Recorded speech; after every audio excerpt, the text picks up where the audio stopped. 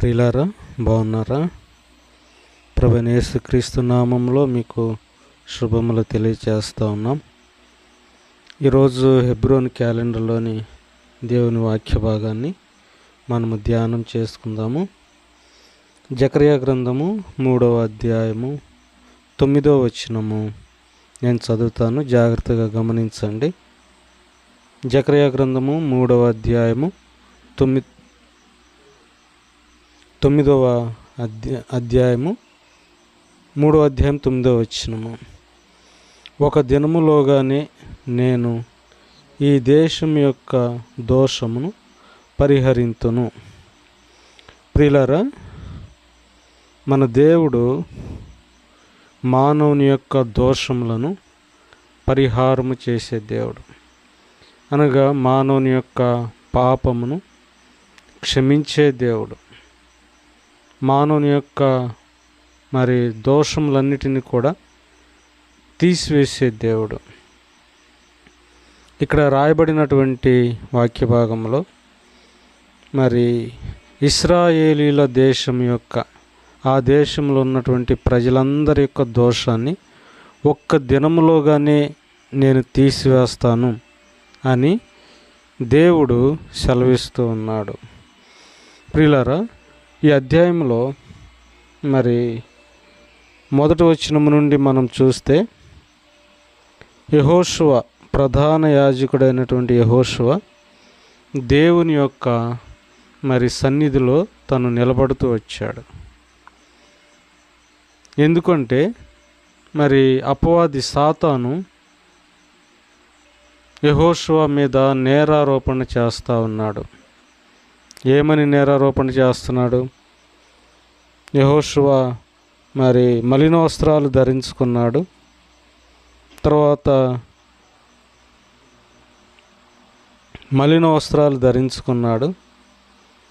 అంతేకాదు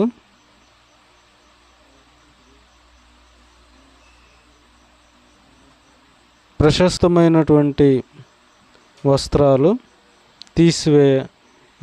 ప్రశస్తమైనటువంటి వస్త్రాలు లేనివాడుగా ఆయన ఉన్నాడు అని అపవాది సాతాను నేరారోపణ చేసేవాడుగా ఉంటున్నాడు. అయితే ప్రియులారా, దేవుడు అక్కడ ఉన్నటువంటి ప్రక్కనున్నటువంటి దేవదూతతో దేవుడు చెప్తాడు, అతని మైళ్ళ వస్త్రములను తీసివేయుడి, ఆయనకు ప్రశస్తమైనటువంటి వస్త్రాలు ధరింపచేయుడి. తర్వాత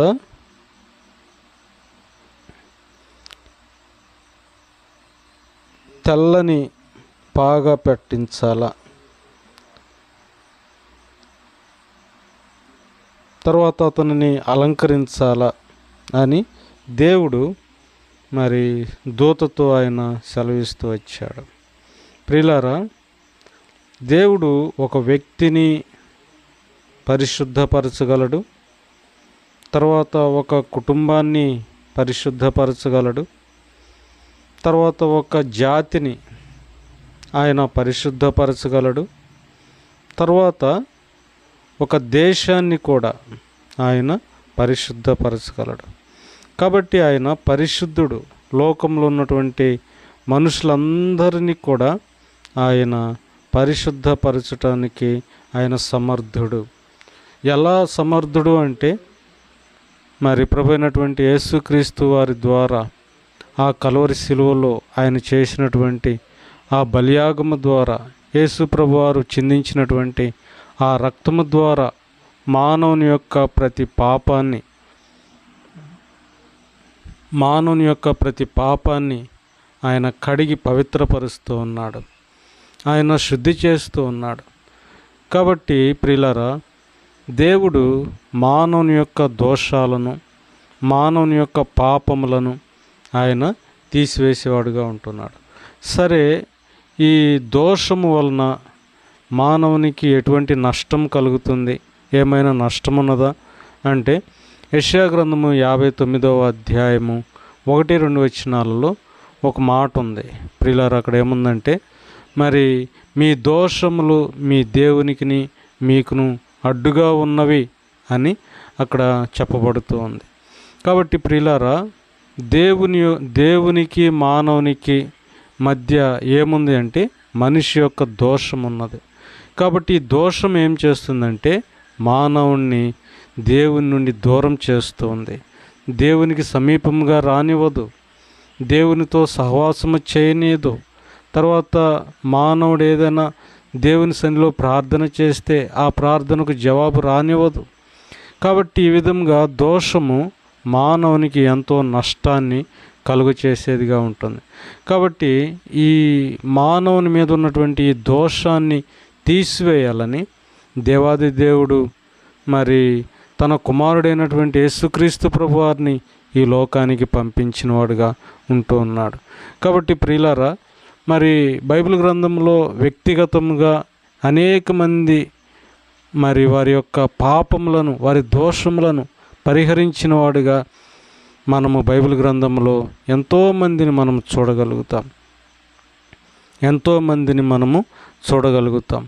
మరి పరిసయ్యుడు సుంకరి దేవుని యొక్క మందిరానికి వచ్చినప్పుడు సుంకరి ప్రార్థన చేస్తూ వచ్చాడు. తర్వాత ముందు పరిసయ్యుడు ప్రార్థన చేశాడు, తర్వాత సుంకరి ప్రార్థన చేస్తూ వచ్చాడు. అయితే ప్రియులారా, మరి సుంకరి చేసినటువంటి ప్రార్థన ఎంతో మరి భిన్నమైనదిగా ఉంటుంది. పరిసయ్యుడు చేసినటువంటి ప్రార్థన కంటే అది ఎంతో భిన్నమైనదిగా ఉంటుంది. ఎలా ప్రార్థన చేశాడు?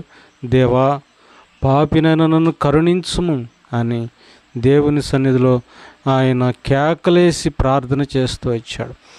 కాబట్టి మరి నేను ఆకాశం వైపు కనులెత్తి చూడటానికి కూడా నాకు ధైర్యం చాలట్లేదు అని దేవుని సన్నిధిలో తన యొక్క పాపమును దేవుని దగ్గర ఒప్పుకొని ఆ విధంగా పశ్చాత్తాపడుతూ వచ్చినప్పుడు దేవుడు ఆ సుంకరి యొక్క ప్రార్థన ఆలకించి తను నీతిమంతునిగా చేసి ఆయన పంపిస్తూ వచ్చాడు. కాబట్టి ప్రియులారా, ఈ విధంగా అంతేకాదు యోబు కూడా మరి దేవుడు తనతో మాట్లాడుతూ వచ్చినప్పుడు యోబు అన్నాడు, అయ్యా, నేను ఒకసారి మాట్లాడతా, 2 సార్లు మాట్లాడతా, ఇక నేను నోటి మీద వేలేసుకుంటున్నా. ఎందుకు? నేను నీచుడను, నాలో పాపమున్నది అని నేను బూడిదలోను, దుమ్ములోను, ధూళిలోను పడి పశ్చాత్తాపడుతున్నాను అని మరి యోబు దేవుని సన్నిధిలో పశ్చాత్తాపడుతూ వచ్చాడు. అంతేకాదు ప్రియులారా, మరి యెషయా గ్రంథం 6వ అధ్యాయంలో యెషయా కూడా ఆ విధంగా దేవుని సన్నిధిలో ప్రార్థన చేస్తూ వచ్చాడు. నేను అపవిత్రమైనటువంటి పెదవులు కలిగిన వాడను, అపవిత్రమైన పెదవులు కలిగిన ప్రజల మధ్య నేను నివాసము చేస్తూ ఉన్నా. నేను మరి ఇటువంటి పాపము నుండి మరి దేవుడు తనను విడిపించాలని కోరుతూ వచ్చాడు. కాబట్టి ప్రియులారా, దేవుడు వ్యక్తిగతముగా ఏ మనిషినైనా కూడా తన యొక్క దోషమును ఆయన పరిహరించేవాడుగా ఉంటూ ఉన్నాడు. మానవుని యొక్క పాపమును దేవుడు తీసివేసేవాడుగా ఉంటూ ఉన్నాడు. ప్రియులారా, ఇంకా నీవు దేవుని వాక్యం వింటున్నటువంటి నీవు ఒకవేళ పాపంలో ఉండి ఇంకా పాపం నుంచి బయటపడకుండా ఇంకా నీవు ఈ పాపంలోనే, దోషంలోనే నీవు జీవిస్తూ ఉన్నావా? నీ పాపము నీ దోషము నీకు నెమ్మది లేకుండా చేస్తుంది.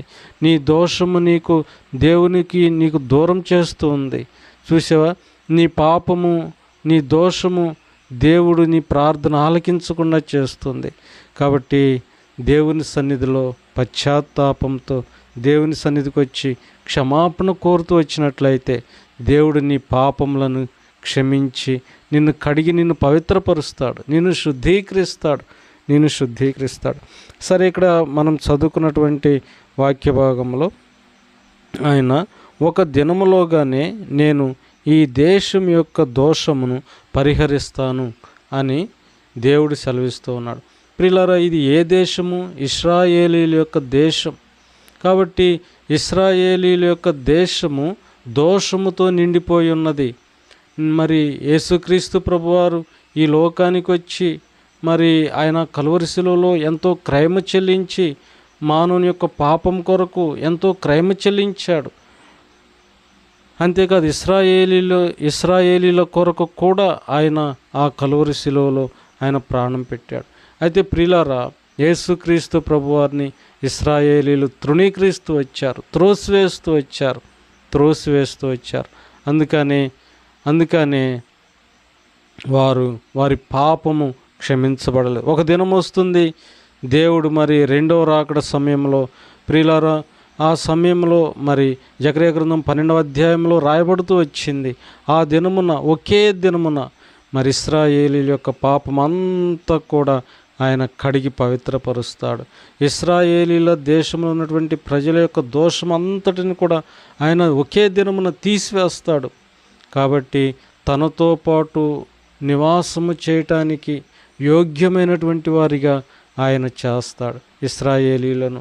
కాబట్టి ప్రియులారా, ఈరోజు మనం చూస్తే ఇశ్రాయేలీల యొక్క దోషం, ఇశ్రాయేలీల యొక్క పాపం మరి క్షమించబడినట్లుగా మరి కనపడదు. అయితే ఒక దినం వస్తుంది, దేవుడు అందుకని యేసు ప్రభువారిని వారు అంగీకరించరు, యేసు ప్రభువారిని మరి వారు సేవించరు. ప్రియులారా, ఒక దినం వస్తుంది, యేసు ప్రభువారిని వారు తెలుసుకుంటారు. యేసు ప్రభువారి విషయమై వారు దేవుని సన్నిధిలో పశ్చాత్తాపడతారు, దేవుని సన్నిధిలో క్షమాపణ కోరుతారు. ఆ విధంగా వారి క్షమాపణను బట్టి, వారి యొక్క పశ్చాత్తాపాన్ని బట్టి దేవుడు ఒకే దినమున వారి పాపములన్నిటినీ, వారి దోషములన్నిటినీ కూడా ఆయన క్షమించి వేస్తాడు. కాబట్టి ప్రియులారా, మన దేవుడు పరిశుద్ధుడు, మన దేవుడు పవిత్రుడు. ఒక దేశం యొక్క పాపాన్ని తీసివేయగలుగుతాడు, లేకపోతే ఒక జాతి యొక్క పాపాన్ని తీసివేయగలుగుతాడు, తర్వాత ఒక కుటుంబం యొక్క దోషాన్ని ఆయన తీసివేయగలుగుతాడు. అంతేకాదు, ఒక వ్యక్తి యొక్క పాపాన్ని, ఒక వ్యక్తి యొక్క దోషాన్ని కూడా ఆయన తీసివేయగలుగుతాడు. కాబట్టి ఆయన సమర్థుడు, పాపమును తీసివేయటానికి ఆయన సమర్థుడు. ఆయన లోకంలో ఉన్నటువంటి మనుషులందరి కొరకు ఒకే ఒక బలిగా ఆ కలువరి శిలువలో అర్పించబడుతూ వచ్చాడు. కాబట్టి ఆయన సమర్థుడు లోకంలో ఉన్నటువంటి మనుషులందరి యొక్క పాపాన్ని క్షమించటానికి. కాబట్టి ప్రియమైన సహోదరుడా, సహోదరి, వాక్యం వింటున్నటువంటి నీవు ప్రభు దగ్గరకు వచ్చి ఆయన సన్నిధిలో నీవు క్షమాపణ కోరుతూ వచ్చినట్లయితే, నీ దోషముల విషయమై, నీ పాపం విషయమై ఆయన యొద్ద క్షమాపణ కోరుతూ వచ్చినట్లయితే, ఆయన తప్పకుండా నీ పాపములను క్షమిస్తాడు, నిన్ను కడిగి నిన్ను పవిత్రపరుస్తాడు, శుద్ధీకరిస్తాడు. ఆ విధంగా ప్రభు నీకు సహాయం చేయనుగాక. ప్రార్థన చేసుకుందాం. పరిశుద్ధుడు అయిన మా తండ్రి, నమ్మకమైన మా దేవ, మీకే వందనములు, స్తోత్రాలు, కృతజ్ఞతాస్తుతులు చెల్లిస్తున్నాను. దేవా తండ్రి, మరి నాయన, ఈ వాక్యము ఒకే దినమున ఆ దేశంలో ఉన్నటువంటి ప్రజల యొక్క దోషములను తీసివేస్తానని నీ వాక్యము సెలవిస్తుంది. ప్రభా, మీరు సెలవిచ్చారు. అవును ప్రభా, మీరు మానవుని యొక్క దోషములన్నిటినీ కూడా మీరు ఆ కలువరి శిలువలో మోస్తూ వచ్చారు నాయన. మీరు ఆ కలువరి శిలువలో మానవుని యొక్క దోషాన్ని భరించారు దేవా. అందుకే మీకు వందనములు. కాబట్టి మానవుని యొక్క పాపమును క్షమించటానికి మరి మీకు అధికారం ఉన్నది ప్రభువా, మీకు అధికారం ఉన్నది. కాబట్టి మానవుని యొక్క పాపములన్నిటినీ మీరే కడిగి పవిత్రపరచండి, పరిశుద్ధపరచండి ప్రభా. సహాయం చేయండి నాయన.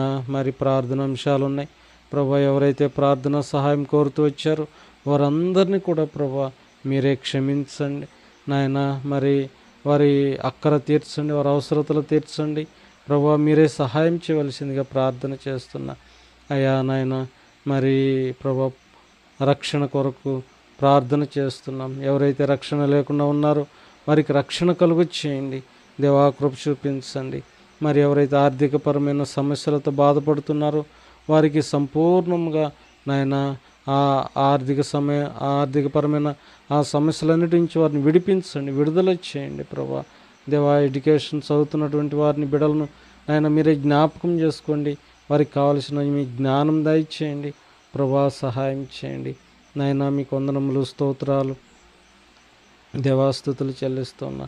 ఈ విధంగా ప్రభా ప్రార్థన సహాయం కోరినటువంటి ప్రతి ఒక్కరిని బట్టి మీకు స్తోత్రాలు నాయన. వారి అక్కర అవసరతలన్నింటినీ మీరు తీర్చండి, మీరే మహిమ పొందండి, సహాయం చేసి మహిమ పొందండి ప్రభా. కృప చూపించండి.